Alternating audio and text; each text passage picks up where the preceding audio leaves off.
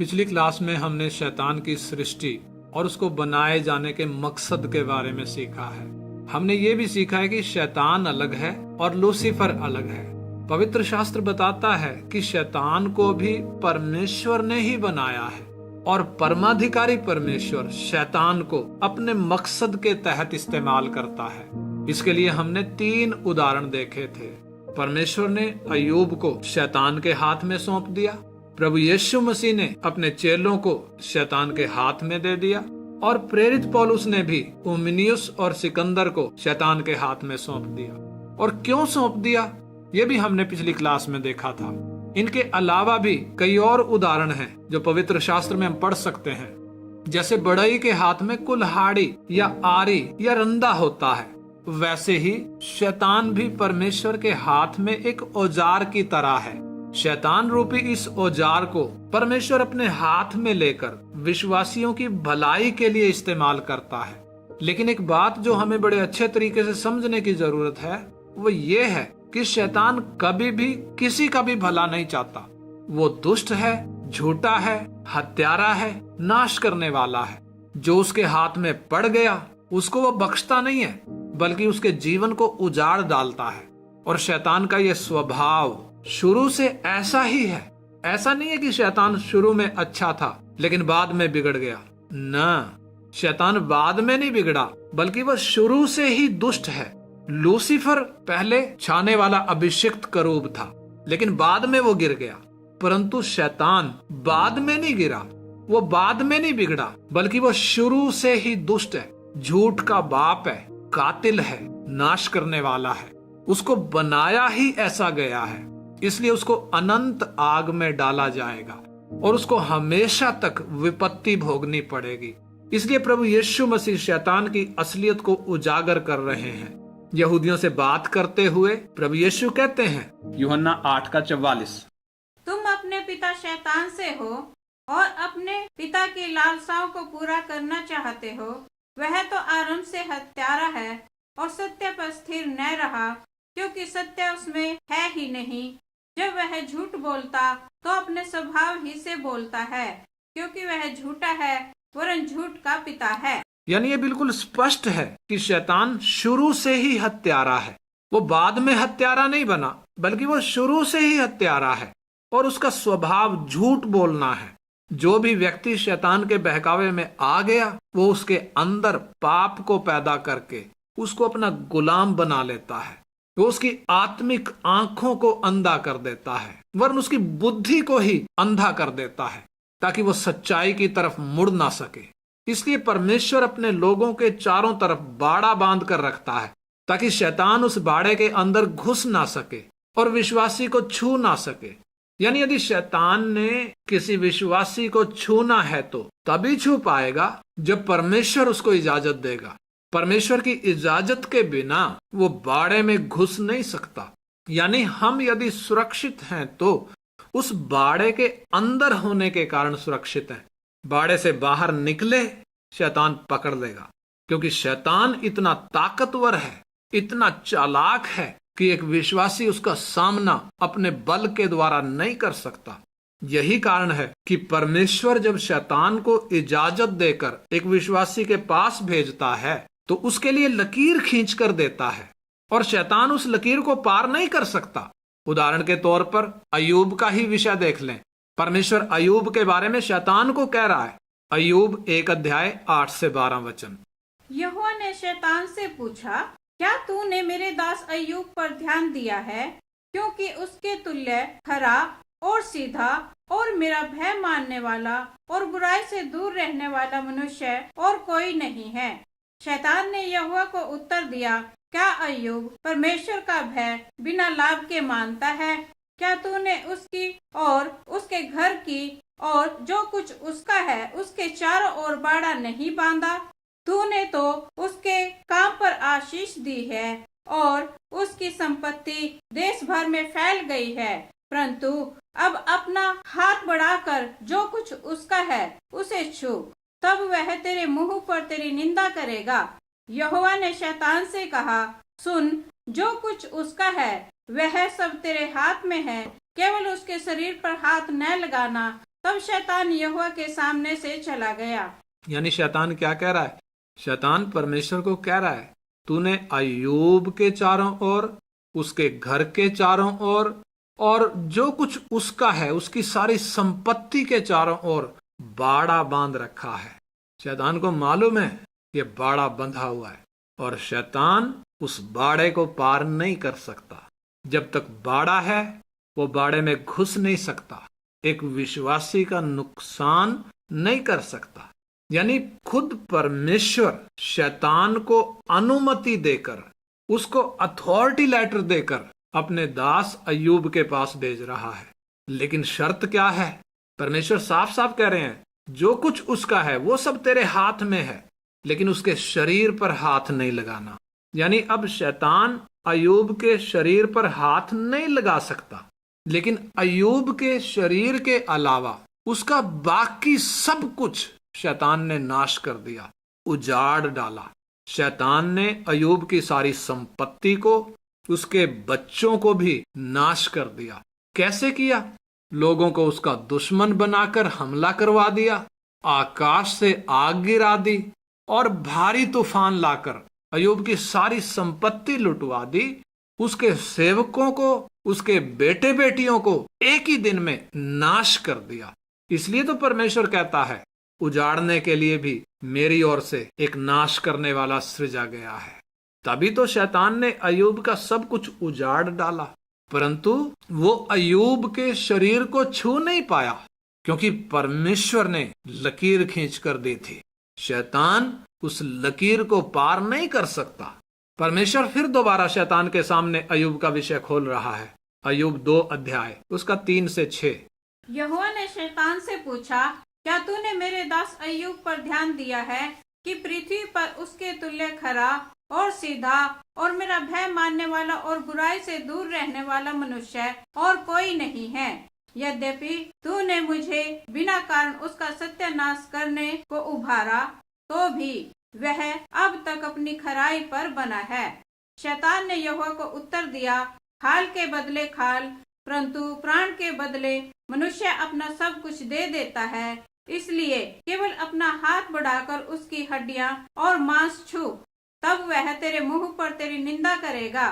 यहोवा ने शैतान से कहा, सुन, वह तेरे हाथ में है, केवल उसका प्राण छोड़ देना। हाँ, यानी अब परमेश्वर ने अय्यूब के शरीर का बाड़ा भी हटा दिया।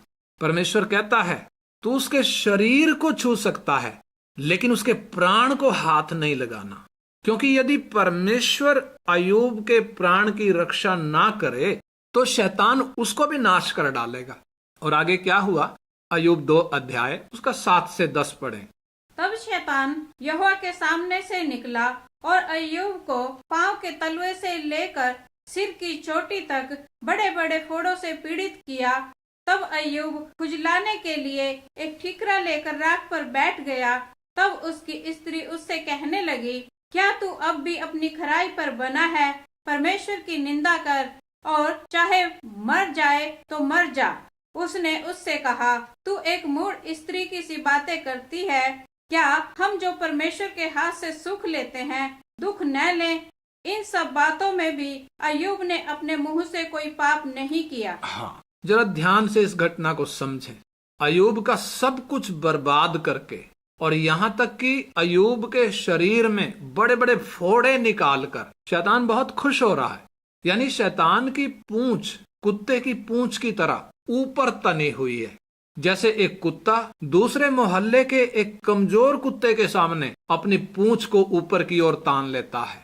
अय्यूब का सब कुछ उजाड़कर शैतान की पूंछ भी ऐसे ही ऊपर की तरफ तनी हुई है। आपको याद है, ये वही पूंछ है जिसके द्वारा शैतान ने लूसीफर और उसके साथ 1/3 स्वर्गदूतों को गिरा दिया था। अब यही पूंछ परमेश्वर के भक्त अय्यूब पर तनी हुई है। लेकिन परमेश्वर का धन्यवाद हो, क्योंकि अय्यूब की बुलाहट लूसीफर और स्वर्गदूतों की बुलाहट से ज्यादा ऊंची बुलाहट थी। जरा ध्यान से इस बात को समझें। शैतान ने अय्यूब का सब कुछ उजाड़ दिया, लेकिन आपको मालूम है अय्यूब ने अपने मुंह से एक बार भी परमेश्वर की निंदा नहीं करी। शैतान तो परमेश्वर को कह रहा था, वो तेरे मुंह पर तेरी निंदा करेगा। लेकिन अय्यूब ने अपने मुंह से एक बार भी परमेश्वर की निंदा नहीं की। आज के विश्वासी के साथ, मेरे या आपके साथ यदि ऐसा हो जाए जैसा अय्यूब के साथ हुआ, तो हम परमेश्वर के खिलाफ क्या कुछ नहीं बकेंगे। लेकिन अय्यूब इस कदर लुट जाने के बाद भी अय्यूब के मुंह से निंदा का एक शब्द नहीं निकल रहा। परमेश्वर की नजर भी अय्यूब पर है। लेकिन आपको मालूम है, अय्यूब की इस खराई को देखकर शैतान की पूंछ जो ऊपर की तरफ तनी हुई थी, नीचे की तरफ आ गई। अब शैतान बेचारा क्या करे? जब और कुछ जान नहीं पड़ा तो वो अय्यूब की पत्नी के अंदर घुस गया और क्या कहता है, क्या तू अब भी अपनी खराई पर बना है? परमेश्वर की निंदा कर और चाहे मर जाए तो मर जा। कौन बोल रहा है? अय्यूब की पत्नी नहीं बोल रही, बल्कि शैतान उसके अंदर घुसकर बोल रहा है। क्या कह रहा है? क्या तू अब भी अपनी खराई पर बना है? परमेश्वर की निंदा कर और चाहे मर जाए तो मर जा। यानी परमेश्वर की निंदा करना ये किसका काम है? शैतान का काम है। इसलिए वो अय्यूब की पत्नी के अंदर घुसकर ये बात बोल रहा है। लेकिन अय्यूब को नहीं मालूम उसकी पत्नी के अंदर से कोई और बोल रहा है। इसलिए अय्यूब अपनी पत्नी को क्या जवाब दे रहा है? तू एक मूढ़ स्त्री की सी बातें करती है। क्या हम जो परमेश्वर के हाथ से सुख लेते हैं दुख ना लें? इन सब बातों में भी अय्यूब ने अपने मुंह से कोई पाप नहीं किया। आपको मालूम है अय्यूब का ये जवाब सुनकर शैतान की हालत क्या हो गई होगी। उसके मुंह पर एक ऐसा करारा तमाचा पड़ गया जिसके कारण शैतान की पूंछ जो ऊपर की तरफ तनी हुई थी, ये करारा तमाचा पड़ने से अब वो उसकी टांगों के बीच में जाकर चिपक गई, जैसे कुत्ते की दुम चिपकती है। अपने से ताकतवर कुत्ते के सामने एक कमजोर कुत्ते की पूंछ टांगों के बीच में चिपक जाती है और वो बचने का रास्ता तलाशता है। वैसे ही अय्यूब ने अपने जवाब के द्वारा शैतान के मुंह पर ऐसा करारा तमाचा जड़ा है कि उसको अपनी दुम टांगों के बीच में दबाकर भागना पड़ा। शैतान को अय्यूब के सामने से दुम दबाकर भागना पड़ा। यह है शैतान को बनाने के पीछे परमेश्वर का असली मकसद, ताकि परमेश्वर के चुने हुए लोग शैतान के द्वारा परखे जाएं और शैतान को उनके सामने से दुम दबाकर भागना पड़े। इसलिए परमेश्वर ने शैतान को बनाया है। आपको मालूम है हमारी बुलाहट पुराने नियम के संतों से भी कहीं ज्यादा ऊंची बुलाहट है। इसलिए प्रेरित पौलुस कहते हैं फिलिप्पी 3:14, निशाने की ओर दौड़ा चला जाता हूँ ताकि वह इनाम पाऊं जिसके लिए परमेश्वर ने मुझे मसीह यीशु में ऊपर बुलाया है। हाँ, ऊपर बुलाया है, यानी परमेश्वर ने मुझे मसीह यीशु में ऊंची बुलाहट से बुलाया है। इंग्लिश में लिखा है हाई कॉलिंग, यानी परमेश्वर ने मुझे और आपको मसीह यीशु में ऊंची बुलाहट से बुलाया है। हे प्रिय भाई और हे प्रिय बहन, क्या आपको मालूम है हमारी बुलाहट अय्यूब की बुलाहट से भी कहीं ज्यादा ऊंची बुलाहट है। इसलिए परमेश्वर हमसे कहता है इफिसियों 4:27, और न शैतान को अवसर दो। हाँ, यानी किसी भी बात में शैतान को कोई मौका ना दो। एक और वचन याकूब 4:7, इसलिए परमेश्वर के अधीन हो जाओ और शैतान का सामना करो तो वह तुम्हारे पास से भाग निकलेगा। यानी जैसे अय्यूब के सामने से शैतान को दुम दबाकर भागना पड़ा, वैसे ही वो हमारे पास से भाग निकलेगा। शर्त यह है कि हम उसको कोई मौका ना दें और हम परमेश्वर के अधीन हो जाएं। अय्यूब को नहीं मालूम था कि उसके जीवन में जो विपत्तियां आई वो क्यों आई, तो भी उसने शैतान को घमंड करने का अवसर नहीं दिया। यानी पुराने नियम का एक संत अय्यूब हमारे सामने नमूना है। वो हमें सिखा रहा है कि शैतान को हराना कैसे है। यानी सर्वशक्तिमान परमेश्वर के स्वभाव को जरा हम समझें। शैतान के द्वारा एक तरफ तो परमेश्वर हमारी उन कमियों को उजागर करता है जिनके बारे में हम अनजान हैं, क्योंकि ये कमियां इतनी खतरनाक हैं कि ये हमारी आत्मिक आंखों को खुलने से रोकती हैं और हमें परमेश्वर के स्वभाव को समझने नहीं देती, हमें मसीह के स्वभाव में ढलने नहीं देती।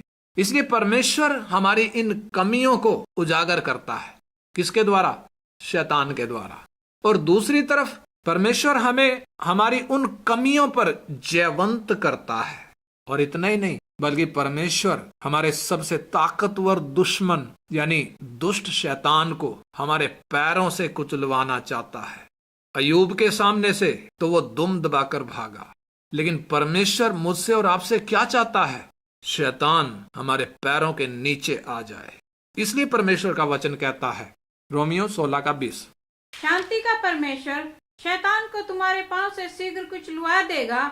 हमारे प्रभु यीशु मसीह का अनुग्रह तुम पर होता रहे। हाँ, यानी शांति का परमेश्वर हमारा प्रभु हमें ऐसा अनुग्रह देता है जिसके द्वारा हम शैतान पर जयवंत हो सकते हैं, उसको अपने पांव से कुचल सकते हैं। इसलिए प्रभु यीशु मसीह साफ तौर पर कहते हैं, प्रकाशित वाक्य 3:21 में लिखा है, जो जय पाए मैं उसे अपने साथ अपने सिंहासन पर बिठाऊंगा, जैसे मैं भी जय पाकर अपने पिता के साथ उसके सिंहासन पर बैठ गया। यानी जरा हम अपनी बुलाहट को पहचाने। प्रभु हमें कहां बिठाना चाहता है, लेकिन हम अपने ज्ञान, अपनी बुद्धि, अपनी खूबी और अपनी ताकत के द्वारा कभी भी दुश्मन शैतान पर जीत नहीं पा सकते। ये जीत तभी मुमकिन हो पाएगी जब हम परमेश्वर के स्वभाव को अच्छी तरह से समझेंगे। और इतना ही नहीं, बल्कि हम अपने दुश्मन शैतान की ताकत को और उसकी युक्तियों को, उसकी चालाकियों को समझ पाएं। उसी के लिए परमेश्वर ने अपना वचन हमें लिख कर दिया है। उसी के लिए परमेश्वर ने अपना वचन हमें दिया है, ताकि हम इस वचन को पवित्र आत्मा की मदद से समझें और अपने जीवन में लागू करें। प्रभु की मर्जी है तो अगली क्लास में हम देखेंगे कि शैतान किस तरीके से परमेश्वर के वचन को तोड़ मरोड़ कर पेश करता है, ताकि भोले भाले विश्वासी उसकी चालाकी में फंसकर वचन के सही अर्थ को ना समझ पाएं और परमेश्वर के स्वभाव को और परमेश्वर की योजना को ना समझ पाएं और कभी भी मसीह के स्वभाव में, मसीह के डील डॉल में ना बढ़ पाएं। ये शैतान की चालाकी है। जिंदगी के सही रास्ते से भटक कर चौड़े रास्ते पर चले जाएं, ताकि हमेशा के लिए हलाक हो जाएं। यह है शैतान की चालाकी। शैतान की इस चालाकी के बारे में हम अगली क्लास में प्रभु की मर्जी है तो देखेंगे। इसलिए आइए हम अपनी बुलाहट को पहचानें। परमेश्वर ने मुझे और आपको लूसीफर और सारे स्वर्ग दूतों से ऊंची बुलाहट से बुलाया है। यहाँ तक कि पुराने नियम के संतों को भी ऐसी बुलाहट नहीं थी जितना ऊंची बुलाहट से परमेश्वर ने मुझे और आपको बुलाया है। अय्यूब का जवाब शैतान के मुंह पर ऐसा करारा थप्पड़ था कि उसकी पूंछ जो ऊपर की तरफ तनी हुई थी उसकी टांगों के बीच में चिपक गई। उसको अय्यूब के पास से दुम दबाकर भागना पड़ा। परमेश्वर ने यदि पुराने नियम के संतों को शैतान के द्वारा इस तरीके से परखा, तो पक्का है कि वही शैतान हमारे पास भी इजाजत लेकर आएगा। कितना भी प्रार्थना करने से वो जाएगा नहीं। चाहे एक पास्टर छोड़ हम 10 पास्टरों से प्रार्थना करवा लें, वो फिर भी जाएगा नहीं। हमें अपनी बुलाहट तभी समझ में आएगी जब हम पवित्र आत्मा की सहायता से वचन को समझेंगे, सीखेंगे और उसको अपने जीवन में लागू करेंगे। लेकिन यदि हमें वचन का सही अर्थ मालूम नहीं है, तो बड़ी आसानी से आदम और हव्वा की तरह हम भी शैतान के चंगुल में फंस जाएंगे। एक बार शैतान के चंगुल में फंस गए तो फिर आपको अपनी गलती नजर नहीं आएगी, बल्कि आप दूसरों पर उंगली उठाने लगेंगे।